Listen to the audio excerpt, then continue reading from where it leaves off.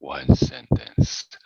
Hello, everyone, and welcome to this final plenary session of the Esports Research Network Conference.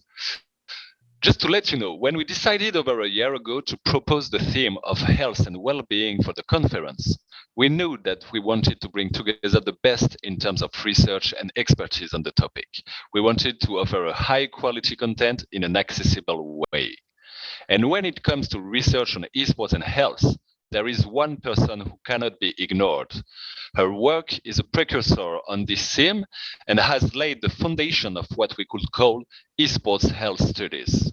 For 2 days, whatever the sessions you attended, her name and her work have been mentioned. It is therefore with a great pleasure that I welcome Professor Joanne Donoghue for this concluding keynote. I am particularly pleased that she's actually immediately agreed to present a summary of her past, present, and future research while bringing a critical eye to the theme. In order to briefly introduce Professor Donoghue, she is the director of the Clinical Research and Associate Professor at the New York Institute of Technology, College of Osteopathic Medicine in Old Westbury, New York. Her expertise is in exercise physiology and nutrition, which has been the focus on her clinical research for the past 20 years. She has been the principal investigator on over 15 publications, and she has published 8 peer-reviewed articles on the health of esports athletes and has spoken at multiple international conferences on health and esports. Her biggest accomplishment is being a full-time working mother of 2 boys and a wife while maintaining her passion for running and fitness. Dr. Donoghue is a 6-time marathoner and a 2 times Ironman finisher. Professor Donoghue's presentation entitled Managing Esports Health is more than just exercise. We'll begin with the common injuries and health concerns of esports athletes and delve into the myth versus the science. Topics discussed will include where the science of esports health currently stands and where is it lacking compared to the other competitive sports, and how the health of esports athletes impacts the industry as a whole, and the future direction of research on the health of the esports athletes. Before we start, I would just like to remind all the viewers on Twitch that you have the possibility to ask your question in the chat, and I will make sure to collect them for the Q&A session at the end. Joanne, the stage is now yours. You have 40 minutes of presentation, and we will save the last 10 or 15 minutes for the Q&A session. Okay, thank you so much. That was probably the best introduction I've ever had, and I truly appreciate it. I'm going to take you on the road with me. It really is a pleasure to be here. Before I begin, everything that you just heard, I will discuss today: research, injuries, where we stand in the field for injuries and research. I am the poster child for the hospital special surgery here in New York City because I am a competing athlete and I've had multiple surgeries there. So I'm no stranger to injuries and overuse injuries. And yet I've still competed at such a high level. So that picture you see on the screen there, that was the commercial I did for the hospital special surgery. So it is a passion of mine. I have to say that I'm having trouble with my PowerPoint. Fast forward. There we go. Okay. It's a little slower than my voice. These are the publications that I've done in the last 4 to 5 years on esports and research. I do try to focus on the health of esports. And in order to do that, we really have to get a background on what our baseline is in these athletes at all levels, collegiate levels and professional levels. So these are current publications. We have many on the way. So I'm going to start off, where do we stand with research? And this is really important and it's really exciting. So the numbers you see on the screen in front of you, if you were to go on, I went into a PubMed. PubMed is an index for looking up research articles in a topic. If you were to type in tennis, you pull up over 9,000 articles. The research articles date back to 1887. Football, American football, there's over 15,000 articles. Again, research articles that date back to 1887. If you look up in soccer, 13,000 articles, and those start back to about 1947. But if you type in the word esports, you're going to find the first article with the word esports dates to 2016. Now, there were articles on videos and gameplay before that, but the word esports in research really does not show up in any of these Medline Index platforms until the year 2016, and you'll only find 108 articles. If you type in esports and health, you're going to find 63 articles. So it's an alarming difference, but we're also way behind, and not by any fault of our own. It's a new field. And I purposely put to the right here, you're wondering why on the right here you see less than 448 under tennis, less than 646 under football. And those are the articles that include women. Now, if you date back to 1887 and to 1940, a lot of women weren't allowed to play in sports. So, of course, they're going to be behind with research. But we're starting esports relatively new, and yet there's still very few articles that include women in them. So I do urge anybody who is doing research in the esports field right now to really be mindful of that and be inclusive of it.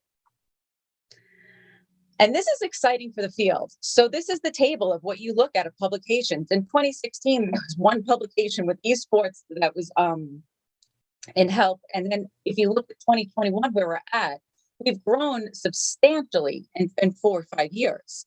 And 2022 is going to be even greater. So we started out with practically nothing, and now we're growing so much. And, it is becoming, I don't want to use the word flooded, because flooded sounds like it's too much, and it's not too much. But it's really exciting to see so many people taking note of this and getting involved in it. And there are some issues if you do want to publish with esports, and that I found out the hard way back in 2016, is that there is a stigma attached to the word esport when you submit a research article.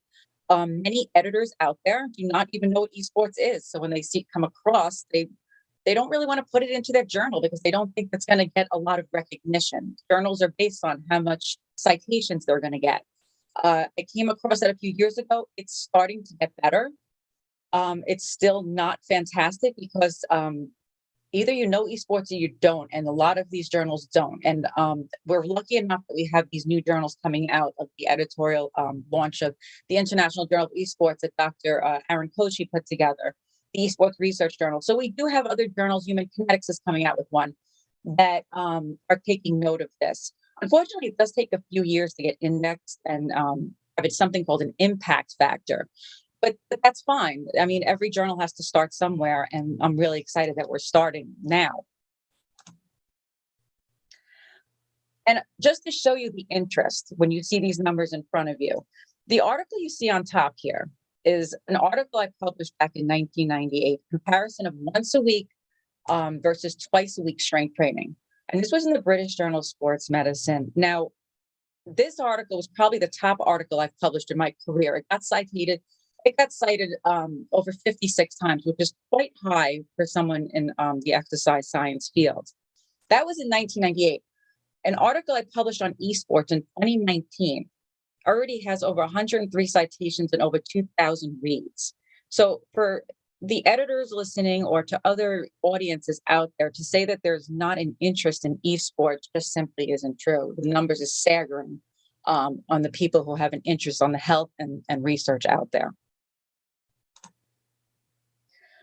So let's move into the health of it. Esports health, why do we care? Yes, we hear exercise is good for us. We should exercise, we sit too long. That's really great to say, but it's so much more than that. Just exercise alone is not going to prevent overuse injuries. It's not going to prevent prolonged sitting ramifications that happen over long periods of time. Some of these injuries you see here, calf muscles, ankle injuries, knee injuries, these are all result of professional athletes' overuse injuries. A third of Major League Baseball players in the Major League Baseball teams here in the United States undergo surgery for an overuse injury.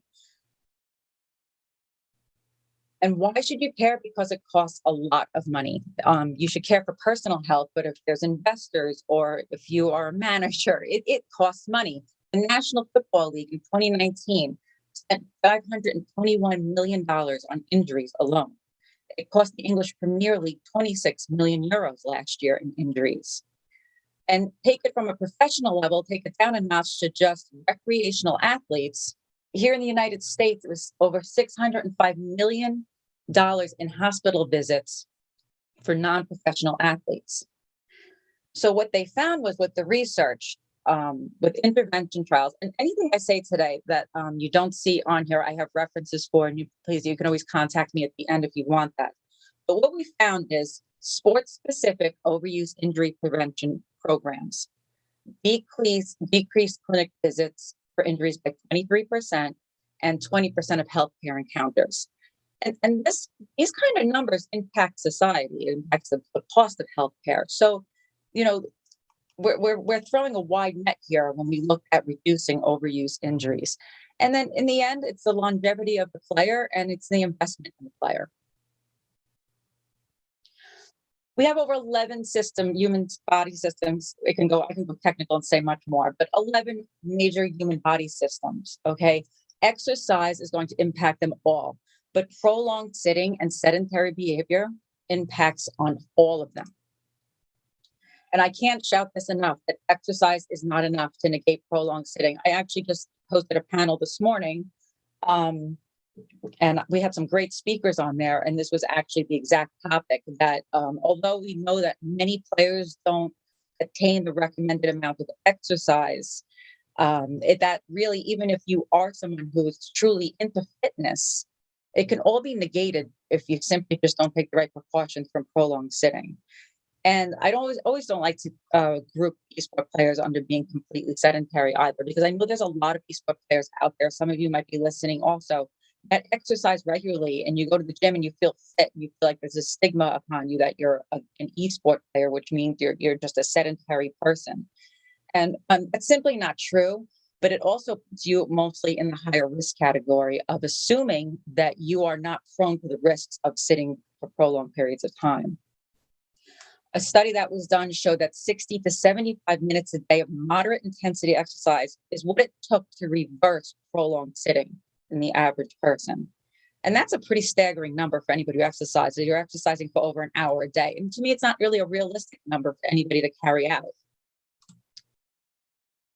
So before I go into the risk of this, we are basing a lot of our research on just office workers who are sedentary and sit behind desks all day, because we don't have the numbers yet with esports players.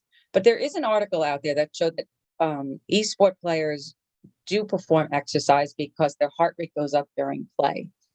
And nothing could be further from the truth. But what it does put you at is a higher risk. When you exercise and your heart rate goes up, it's going up and your blood pressure is going up because there's a demand in your body. You have your blood vessels dilate. It's bringing oxygen to your working muscles. Your heart's pumping. It's bringing blood to the brain. When your heart rate goes up because of stress, that's a fight or flight response. Those are hormones that are releasing that. Adrenaline. It's the same as if you were watching a horror film and you were scared and your heart rate went up, or you're ready to get into a car accident. Yes, of course, your heart rate's going up, but it's not the same as when your heart rate goes up when you're exercising. And that kind of fight or flight and that adrenaline and those hormones, those are stress, and that affects every part of your body. So not only are you dealing with an activity that you are sedentary and you're sitting and for prolonged periods of time, like office workers, but you're also putting yourselves under tremendous stress that your heart rate is going up and down. Your heart rate variability is going up and down. So you have an awkward position behind a desk, you're sedentary, and your heart rate is fluctuating. So all these things are stress to the body. So I'm going to go through the three systems that I've researched and that we know a little bit about, and how gaming is going to impact on these. So you have your circulatory system. I always call this the plumbing of the body. You turn on a faucet, you have plumbing work going through. That's your circulatory system. That's your heart, your blood vessels that pump everything through your body. Your muscular system, we have over 600 muscles in the body, and your muscles are controlled by nerves that communicate with the brain. In esports, you have fine motor skills. You're using muscles. They're smaller muscles, but they're just as important, if not more ignored, than working larger muscle groups. And then the endocrine system, which is your hormones and chemical messengers that controls everything in your body that is affected by gaming. So this slide always upsets me. This should never happen. This should never happen again. Unfortunately, it will.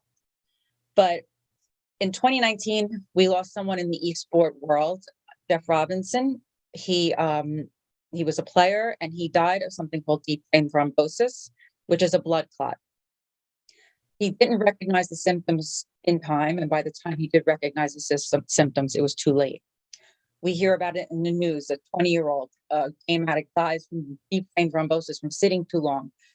During the pandemic, we lost a 24-year-old football coach who gamed for too long, had symptoms, again, didn't really recognize the symptoms. And this is not just for gamers. You see these people in this picture, everybody is susceptible to deep vein thrombosis. Serena Williams is one of the top tennis players in the world. She had something called a pulmonary embolism, which occurs when you have deep vein thrombosis. It's a blood clot in your leg that travels to your lungs, and it can kill you. She's surrounded by professionals. She was on a flight from New York to Los Angeles, and she recognized that she wasn't breathing right. She was short of breath. And as soon as she recognized the symptoms, she was brought to the hospital, and she was diagnosed with pulmonary embolism, but she was able to obviously be saved. The same with the person on the right here. He is a professional race car driver. He was out on a bike ride after a day of racing in a car, and he recognized that he was short of breath on his bike ride. Because he's an athlete, he was very in tune with his body, went to the hospital. He had multiple pulmonary embolisms, and fortunately, he was saved. In the middle was a reporter, a United States reporter who, unfortunately, in 2014 was covering the war in Iraq. He was in a Hummer IV crunched position covering the war for long periods of time. He developed a blood clot and unfortunately turned into a pulmonary embolism, and he died at the age of 33. So this is not just for gamers. This is something that we hear about when we take long flights, that we should get up and move around. Simply put, it was probably lack of education when we hear about it in young gamers. They simply don't know the signs and what they're looking for. So what you see on this page here, the table at the bottom, this was published by Dr. Lippy in 2018. And this is a table of all documented cases found in gamers. Now, in 1983, Dr. Beasley coined a frame called e-thrombosis. And e-thrombosis in 1983, obviously it's before the world of esports, but it was because he was a physician, he noticed that he was seeing a lot more cases of younger people coming in with deep vein thrombosis. And it was due to television use and the start of video games and kids being more sedentary. Everybody is at risk for it, but he was the first to really coin it in 1983. But this table that you see here at the bottom, I want you to take a look, because somebody actually even just left me a message on social media saying, why would somebody who in their 20s would care about having a blood clot? We're going as young as 12 years old here. And there is no way a 12-year-old boy would even know the symptoms of a leg DVT. A 16-year-old boy, a 23-year-old. So education and understanding the symptoms is so important. Any kind of pain, if you're a coach and, you hear a player saying, oh, my legs hurt, I wouldn't just ignore that. I would be a little bit more specific. Well, are you sore from doing something else? Are you sore from sitting too long? Or do you have pain in one spot? Signs of DVT is tendonitis in one spot, swelling, redness in the skin. Any kind of difficulty breathing, you cannot rule out PE, and it's not something that should be ignored. So is this something that happens all the time? No, but it does happen, and it really should never happen again if we're taught and these players are educated on this. So how do we avoid it? Well, this is what we know. We know that we sit for 30 minutes, our blood flow decreases up to 30%. We know that if we sit for over an hour, it can go up to 50%. And if you really want to envision what that is, I always say, think of a faucet, put your faucet on full speed, and now just reduce that by like half. And that's what's happening in your body. Your blood flow is at full force if you're moving around. And then when you're sitting, you don't have as much force going through there. When you sit for more than 90 minutes, you are at risk for DVTs, whether you are either gaming, commuting on a train, or doing anything else. The other thing that really impacts this is hydration. The human body is 75% water, and really stop and think about that. That's a high number, 75% water. Some of us are great. They have bottles of water next to their desk and they're drinking all the time. I'm in the field and I wish I was that good at it. It's something we forget to do sometimes. We don't, especially now that we're all wearing masks. I find that, I forget to pull the mask down and take a drink. But hydration is key. Our blood is 92% water. So this is what it would look like when you're dehydrated. Like, I'll take you through a process of what it is. We have on the left here, you have normal blood flow through your legs. When we get a deep vein thrombosis, we get a small embolus that breaks and kind of lodges itself in there. That's a deep vein thrombosis. When that embolus starts moving through the veins into the lungs, is when it's called a pulmonary embolism. So when we're hydrated, you can see our little red blood cells down here. They look like grapes. They're hydrated. We're flowing. We're good. When we're dehydrated, it looks like raisins. And our blood volume goes down. So being hydrated is just as important as if you're going to get up and take a break. So I can't stress hydration enough. And I always ask people, if you are to critique yourself, where would you stand when it comes to hydration? Sorry, I'm trying to get out of my next slide here.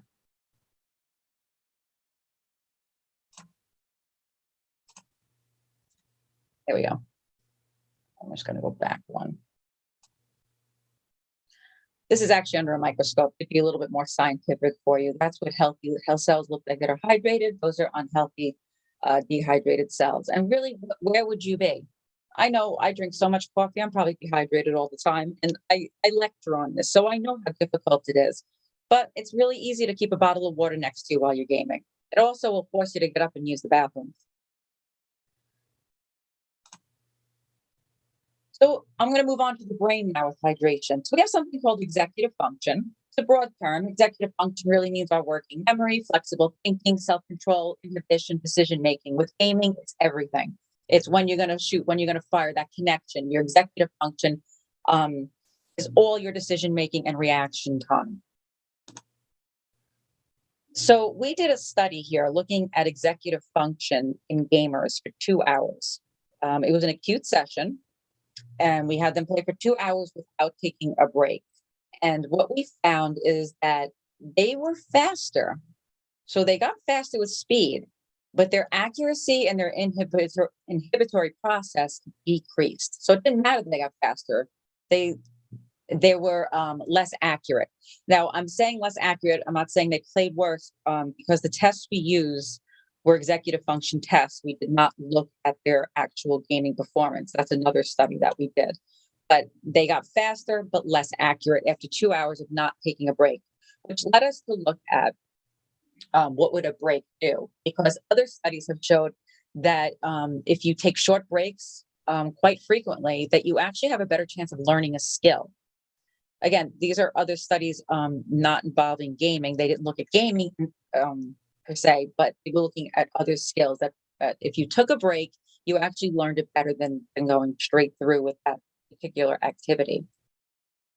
So we did a study, Dr. Seth, Jenny, and I, out of Slippery Rock University, and we did this during the pandemic. And I highlight the study because we had such a great time doing it because we had so many players from around the globe participate in it. And it was during the pandemic, so we couldn't do it in person. And it was really amazing how we pulled it off. But we had them do a 6-minute walking break while doing a first-person shooter game. And to understand what we did here, we had them do their executive online testing function tests. This was all done virtually. And they played for an hour. And then after that hour, they got up and they just took a 6-minute casual break. We didn't have a 6-minute, intense break. It was just a comfortable 6-minute walking break. Then they resumed play. On another day, they did the same thing. They took their test, they played for an hour, but we had them lie down right next to the computer for 6 minutes with their eyes open and then resume play for another hour. And then on another day, they just played consecutively 2 hours straight with no break. So this is what we found. We found the walking break to be actually the most beneficial. They had the fastest solution time, the fastest planning time. They maintained their accuracy and decision making. Second to that was continuous play over to the right. Continuous play had the second fastest planning time. However, it concurred with our first study that even though they got a faster time, they still had decreased accuracy and decreased decision making. The worst group was the group that lied down for rest. They had the slowest solution time, the slowest planning time. Even though they maintained accuracy, they got slower. So this study was really exciting because we showed that the 6-minute break actually improved the players. And this, we actually looked at gaming too. We looked at their performance. We found no change in performance. And we actually looked at that as a positive, because if we found a decrease in performance, then people would say, well, that's great, I'm faster and the walking's good for me, but my performance was worse. We found no change in performance in gaming. So we took that as a positive. And more importantly is what the players like, because it's very hard to motivate a player or to remind a player to get up and take a walk, right? So over 70% of our subjects positively felt that walking impacted on their gaming positively. That was important to us. Only 39% felt that resting positively impacted on gaming, but over 50% felt that it was the most effective out of all of the groups that they participated in with performance. Some people felt like it helped them wake up a little bit, and it felt good to take that break. Others felt like it broke their concentration. But overall, majority of the players really enjoyed the walk. Another thing that we know from prolonged sitting, if you sit after a meal, a long meal, it affects your blood glucose levels. So your blood glucose levels will make you feel tired when you drop, basically.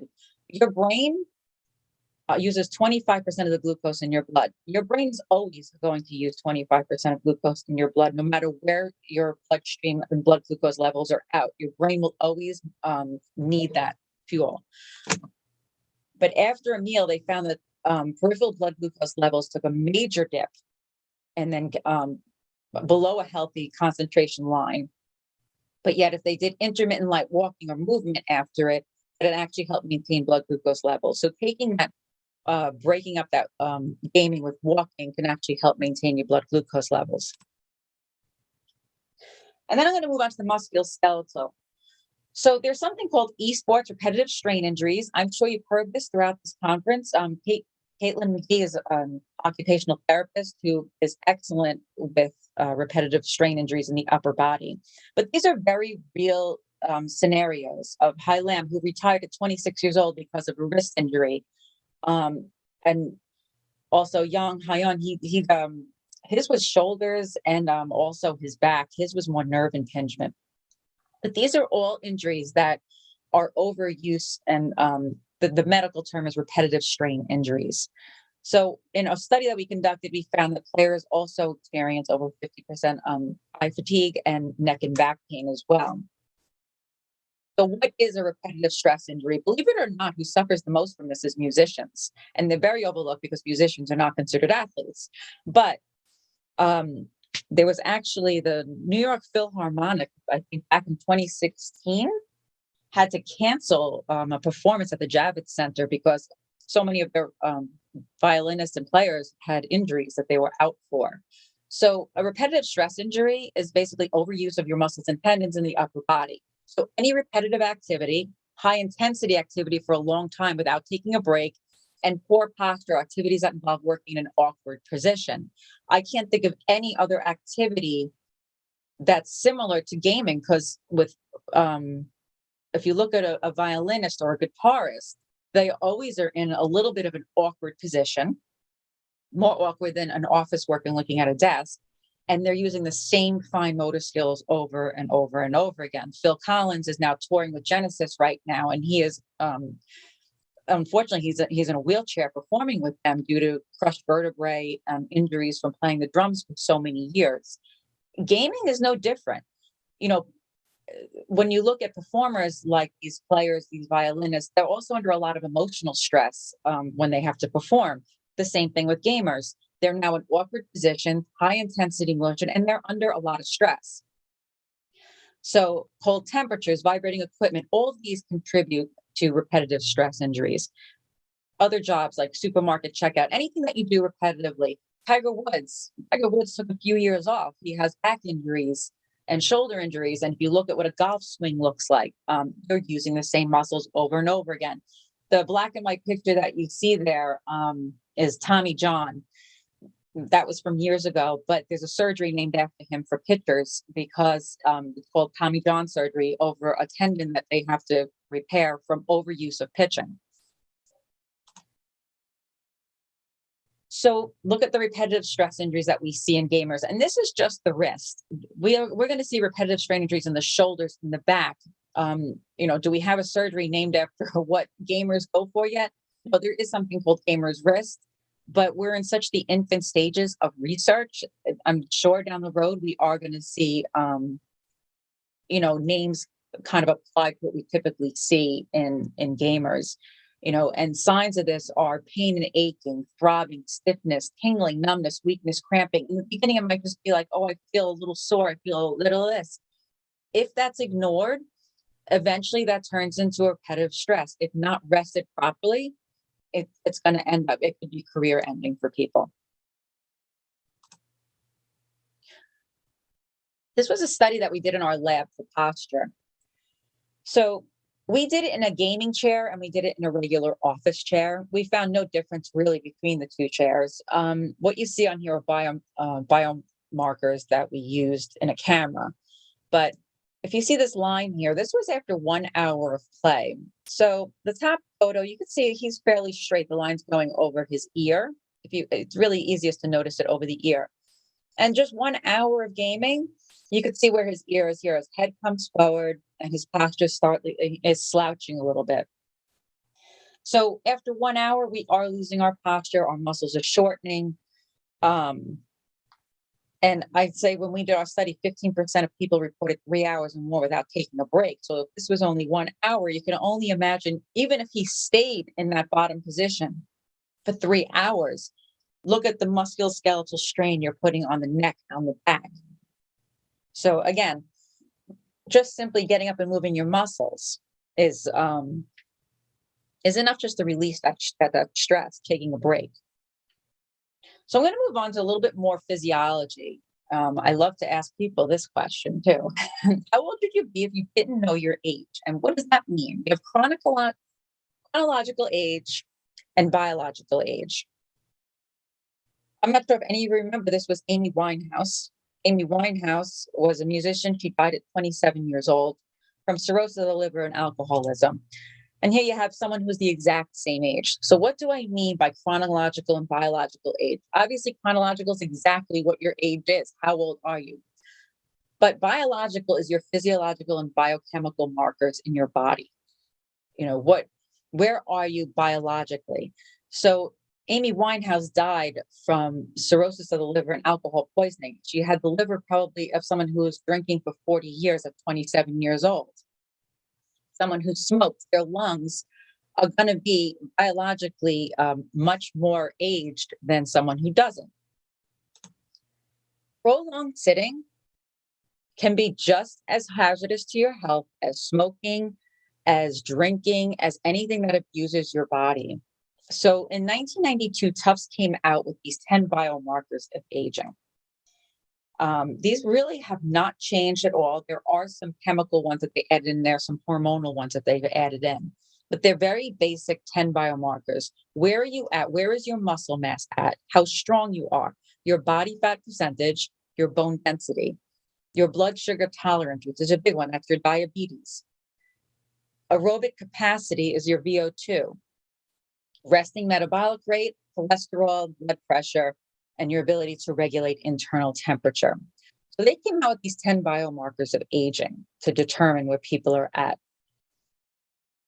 So I'm going to go back to that in 1 second. This is a professional player, 23-year-old. He goes under the player name Uzi. I'm sure many of you have heard of him.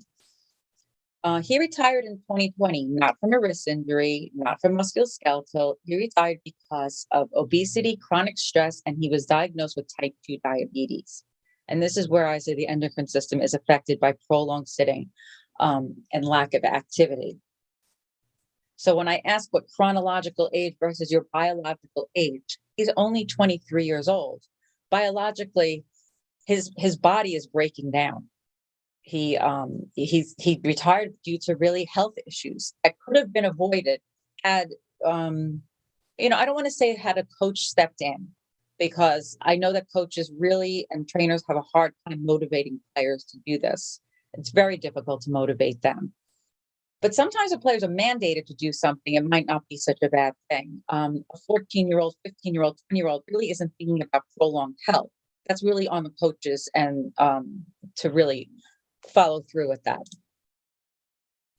But what we know of those biomarkers of aging, one thing that's overlooked is lean body mass. And lean body mass is your muscle mass. Everybody usually focuses on fat, and I think we're too focused on being obese and over fat. Lean body mass maintains our bone health, it reduces falls, improves our metabolic health. What does that mean? It means it decreases our chances of diabetes. And we're actually just now starting to develop guidelines on lean body mass. But when we sit too long, if you exercise and you sit, we do something called atrophy. Our muscles get weaker. So if you look on the left here, I call this the ham bone. This is what your muscle looks like. A healthy muscle looks like this ham bone on the left here. You have your bone marrow, your fatty tissue, and muscle in the middle. There's a term called sarcopenia, and that's basically muscle wasting. And we see it in bariatrics, and we see it in sick patients, maybe with cancer. But we're starting to see it in younger individuals because they're literally muscles are wasting away by sitting for prolonged periods of time. On the right is an actual MRI image of a 21-year-old healthy muscle versus a 63-year-old's muscle. So when I say chronological versus biological, when we start to see 21-year-olds that have a 61-year-old view of muscle mass just being due to complete sedentary behavior, that's an issue. And that's something that can be completely avoided. The good thing is if someone does have, I don't want to say sarcopenia because that's an extreme term, but if you do start having muscle wasting, you can get it back. You can reverse that. We did a study on esport players, collegiate level esport players, and we did a DEXA scan on them, which is a body scan that measures body fat and lean body mass. These were players that were 18 to 20 years old, they were college age, and what we found was compared to students from the same geographic area, same age, same college. So they weren't, we wanted to make sure we didn't take students who walked to college versus people who took a bus to college. But what we found was the gamers we also put a monitor on them for activity. And we found that they were significantly less active, had an increased sitting time, which I don't think anybody's shocked to hear from somebody who games at that competitive level. But what we found is that the gamers had 26% more body fat, 70% more visceral fat. So visceral fat is the fat that you find in your organs. It's inner fat, internal. It's the fat that actually creates metabolic issues for us, like diabetes. And they had 15% less lean body mass and 10% less bone mineral content. So what does that mean in the long run?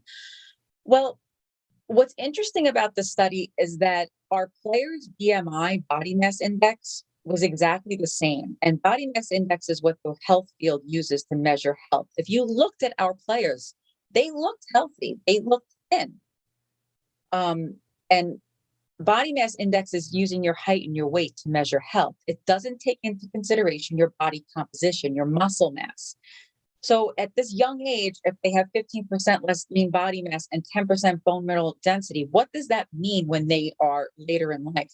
We simply don't know. We don't have the answers to this yet. These are longitudinal studies that we really have to look at. We just know that if you put a player on a scale and look at their weight, or if you look at their BMI, it really is not showing you the health of that individual. You really have to look at body composition. This study was done in 2012, and it was done in adolescent boys, 14 to 18 years old. And what they did was, for 3 months, they didn't change their diets at all. They took a group of obese boys, and they didn't change anything that they ate. But one group did aerobic exercise for 3 months. Another group did strength training, resistance exercise for 3 months. And then one group didn't do anything. There was a control group. And they looked at abdominal fat, they looked at the lipids, and they looked at insulin sensitivity. And what they found was the one group that made the changes was the group that did strength training, the muscle mass. So they found that the muscle mass was the only thing that made a difference in the insulin sensitivity with the diabetes. So it is not just exercise as a broad term, it's what you're doing for exercise as a broad term. Of course, cardiovascular exercise, getting your heart rate up is important, but we can't overlook muscle mass and we can't overlook strength training. And then lastly, sleep. This is completely, I just was listening on the panel before me, and sleep was a big issue that came up. And I actually, on the panel, I said this morning, I think they did college, they did secondary school, they did high school, and they found that they were sleeping less than 7 hours a night, which is a little less than ideal, I think. They said, I always thought 6 to 8, but I think that depends on your age. The lack of sleep is equivalent to 0.05 blood alcohol level. And the reason you see 2 Olympic athletes on here with the USA sign is, sleep is so important that these athletes put sleep coaches with them to the Olympics. That's how much it impacts on performance. They actually have someone go set up the room so that when they have the time difference at these Olympic zones, that they are in the right mode and right frequency. So sleep is something that can't be overlooked. And I think this is probably the biggest issue with gamers who compete on a professional level, because you're competing around the globe at all hours of the night. And I've talked to coaches and trainers, and I know it is an issue, the hours that they're sleeping. So it is something to consider when you're actually scheduling matches, the time zone difference. With traditional athletes, the big thing is altitude. When they go and play another team at a high altitude, they're at a disadvantage. I think with gaming, with sleeping, and you're playing in different time zones is probably one of the biggest factors in performance for them that you would see. And it is something that I think the higher, when you start organizing this, that it is something to take into consideration. So in general, this is what we know. And this is on fact. We know that cerebral blood flow decreases 30% of the brain when you're sitting for 30 minutes. It's not conducive to get up after 30 minutes for a break. We know that. So, 2 hours executive function decreases. So if a gamer can get up anywhere between that 30-minute marker and the 2-hour marker and move, it's going to benefit them. And we're not talking about walking for, miles and miles. Studies show that, a 2-minute break is enough to get your blood flow again moving. Our study used 6 minutes, and we showed that 6 minutes was enough to improve executive function. And we know that 6-minute walk is going to improve your blood flow when you walk. Femoral artery blood flow decreases at 50% after 3 hours. 3 hours is just simply too long to sit without taking a break. It really is. Setting alarms is really the only thing I could think of, because I see how players get so immersed in their game. Exercise is not enough to negate this. And I think there's a big misconception that if you're attaining the guidelines for exercise, and if you're exercising 30 minutes a day at a decent intensity, and you're in the gym and you're lifting, that you can go sit for 8 hours for the rest of the day in game. And that's simply not true at all. That couldn't be further. And I think that those people might be at more risk because they do think they're immune to that. So I do want coaches to really not so much stay focused on exercise. I think exercise is important, but I think for coaches and trainers, breaking the games up is probably, to me now, the higher priority on the list for players. Overplaying, too little rest and recovery is going to burn someone out. In traditional sports, we call that overreaching, where a player starts to realize their heart rate's going higher when they're exercising. And they're simply just burned out. Your body, listen to your body when you're burning out. So overplaying and too little rest and recovery is going to create eventually musculoskeletal issues in people. When you have an injury that keeps coming back and you come back to playing too soon, eventually that's going to be a career-ending injury if not dealt with appropriately. Thrombosis is very real. The short working break should be incorporated into every practice, from young kids up to professionals. And keep in mind that the short breaks improve performance. So I think that the research, I like to focus on research that's realistic, that can improve health while improving performance. And I think, everybody would do it. If someone did a study that said going out and running 10 miles is going to improve performance, well, that's great. But how many players are you going to get to go run 10 miles? It's not realistic. We're giving a very realistic approach here. We're just asking you to take a break at least every hour for 5 to 6 minutes, taking a walking break. The long-term effects, I'm giving you acute effects. Long-term, we're talking diabetes, we're talking a shorter lifespan. Again, preventative medicine is very difficult to put into young players like this, and they shouldn't be held responsible for that. I think that's being put on the coaches, the trainers, the people who make these games, the creators of these games. There has to be ways to implement it so that we know when someone is playing to let them get up and take a break. So I do have, if anybody has any questions, I do have an email that you can email me. That's my Twitter account. That's my LinkedIn account. I do want to say going forward, it happened right before I made this presentation, that Fanatic actually came to us and was interested in health and performance. Fanatic is a brand with gaming, and we are conducting a study with them that we're looking at compression garments, maybe to reduce the chance of DVTs. And I think that merger was probably something more important to the field than anything else, because NIH and these larger medical places, they're not going to fund esport research right now. The esport industry is going to have to be funded within. It's going to have to be funded by people who are involved, these companies that are involved.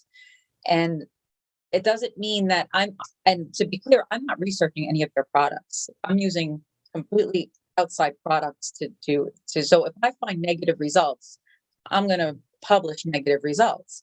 But I think it should be taken note that there needs to be more funding from within for people to conduct these research projects. This is a very young field. The researchers doing the research are young students. They're young postdocs coming out of school, and they can't conduct research without funding when they're just starting out. And they're simply not going to get it from the traditional sources of NIH and other national organizations. So creating smaller scholarships and funding from organizations, from brands to create these games is really going to be essential to taking the research to the next level in the esports industry. But that being said, I will take any questions that we might have. Thank you very much, Joanne. It was actually, thank you very much for this insight regarding all the global aspects of the health and esports. This was very amazing. As you can see, when you spoke about the clothes, I directly stood up. Actually, there are some questions. I got a lot of questions, but as the time is running out, no, that's really cool. I think that this is the main idea, to have a stage for you to expose all your work. Just to give you some questions. So the first one was from Tobias, actually, and I think that you answered it a little bit, but in general, people are sitting more in front of the computer, especially during the working context. For example, as a researcher, I spend, I don't know, many hours in front of a computer. Do you think this is the same for esports? This is the same context of esports. Can we compare both contexts from a medical perspective? I think I touched on it a little bit. I don't think so. It's the best we've got right now is being sedentary with office workers. But like I said, I feel esports players are also put under tremendous stress. So they have all these catecholamines and hormones. I actually think they're at more risk because the heart rate fluctuations from the constant stress from playing the game and sitting, I think actually puts them at more increased risk for health issues. That's why I think I always like to compare them more to musicians who actually are professional musicians who have to play under an audience and live in front of an audience. You can't take a break when you're performing a 3-hour symphony. And if you ever really want to look up research when it comes to those, I would really urge people to look up professional musicians because they do get quite overlooked. A lot of times with esports, we're always looking at athletes and we're always looking to see, or comparing them to athletes. I compare them more to musicians. And yes, I think the best we have is looking at office workers and musicians and combining that, but then looking at the research that's been done in both those fields and now applying it to esports players. And that's really, I have several publications. I didn't reinvent the wheel. I simply looked at populations that were similar, and now let's reconduct those good studies and do it in gamers. Okay, thank you very much. Indeed, the musician can be a good population to compare. I totally agree with that. Another question is from Kiwi Care Bear. How does caffeine intake affect blood flow when sitting down for a long time? I honestly can't answer that. I don't know how caffeine affects blood flow. That's an excellent study right there. There might be something out there. I should look it up. Okay. I would be the first subject in that study. We do know that caffeine can dehydrate you. We know caffeine's effect on performance, but caffeine on blood flow, I quite honestly don't know the answer to that. And I'm going to actually probably go look it up now. And it's an excellent question. And probably if it's not out there, probably a good study to conduct. Cool. So you know what to do, Kiwi Care Bear. Another question from Corbo. Did you control? It's regarding the 6 minute walk study. Did you control rest activity patterns in your study? Since sleep disorders can affect brain functioning, especially involved in executive functions. Did we? Yes, we made sure. The study was done on 3 separate occasions. We controlled for the time of day. So the time of day was done exactly the same time. And we did collect sleep hours before each one that wasn't drastically different. Did we collect long-term sleep habits? No, we didn't control for that. Okay. Because I know Corbo is actually working on sleep habits and circadian rhythm, so that's why he asked that. Good, that's important. Yeah, of course. Another question from Marcus in Spades, and actually, to be honest, all these people that are asking questions, they have been there for the 2 days, so they have seen everything. So that's really interesting. So Marcus in Spades is asking, do you think that body exploration like imaging, biologic tests would help convince the esports players about the necessity of exercising? Because during these 2 days, one thing that have been quite common in the discussion is how do we change habits for the esports players? Because we have some facts, but at the end, how do we convince the players to change? Because even with the facts, they don't change. So I think this is the idea behind this question. So do you think that body exploration can help could help convince the sports players? Truthfully, no, I don't. I think when you're talking about habit in this play, I think the only thing, especially on a competitive level, is performance, which is why I like to focus on that. I'll use the football, the National Football League in the United States. 100 years ago was the first, and I'm not making that number up. 100 years ago was the first study on concussions and the damage it can do. It took over 80 years for the organizations to create these protocols for concussions now that mandate players that they can't play after a certain amount of concussions because of brain damage. If you ask any of these retired players who have brain damage, they would tell you that they wouldn't change anything. They would have played no matter what because they loved to play and they wanted to win. They didn't care what the long-term effects were.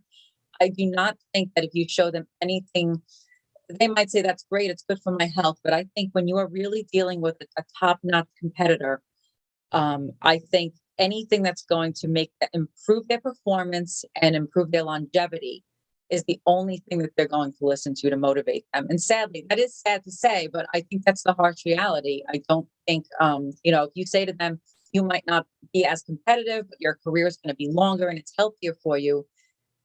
My experience with professional athletes is that's not going to really fly. They want to win and they'll do whatever it takes to win. Okay. What a pity.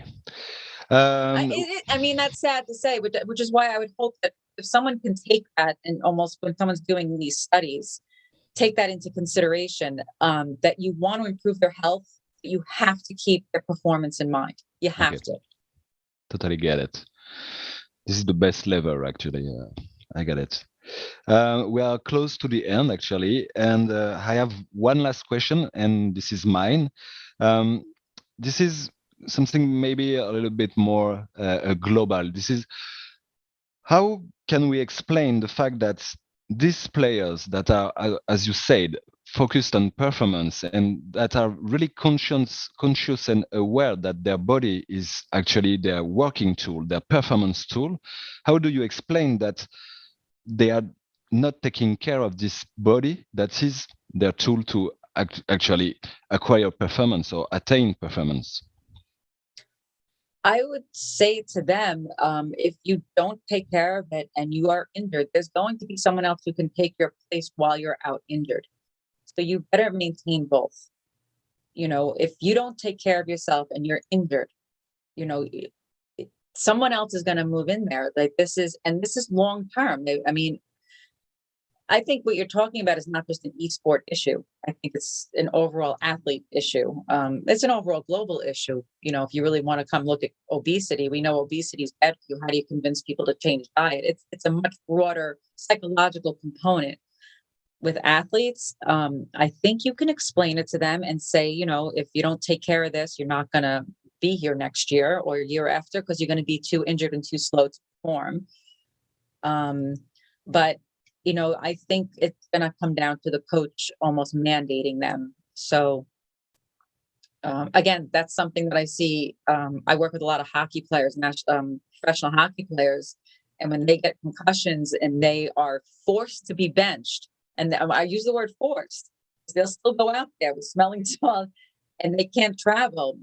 They're mad. They're aggravated. They want to be out there. So I think it's going to have to come down to the coaches and guidelines and rules. If you're part of this team, these are the rules and the guidelines. And if you don't adhere to a certain exercise level, if you don't adhere to a certain health maintenance program, that you are not going to play until you do, you know, and sadly, I think that that's really, anybody who's worked in the field will probably agree with me saying that's probably the only way to really get through to a lot of them.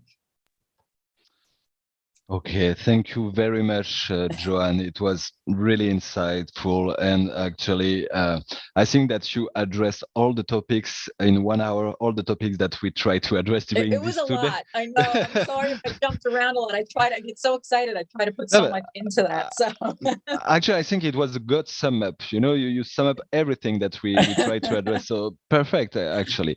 We are close to the end of all the conference, so I really want to thank you once again, Joanne. It was a real pleasure. As I said, I think that in every session, your name or your work has been mentioned. I think that you just put the foundation of what I can call esports health studies. So it was a real pleasure and an honor to have you for this closing keynote, if I can say something like that. So thank you very much. And thank you. I really appreciate it. Thank you so much. It was my pleasure. And if anybody does have any questions, please email me. I love working with people. I love helping people with their projects. So thanks my to pleasure. you. Thanks to you. And we just stay connected for the last 2 minutes on the chat. We will Sure. go to the closing ceremony or the closing speech with Bernard Andrieux, Professor Bernard Andrieux from the director of the Institut des Sciences du Sport Santé de Paris. See you. Thank you.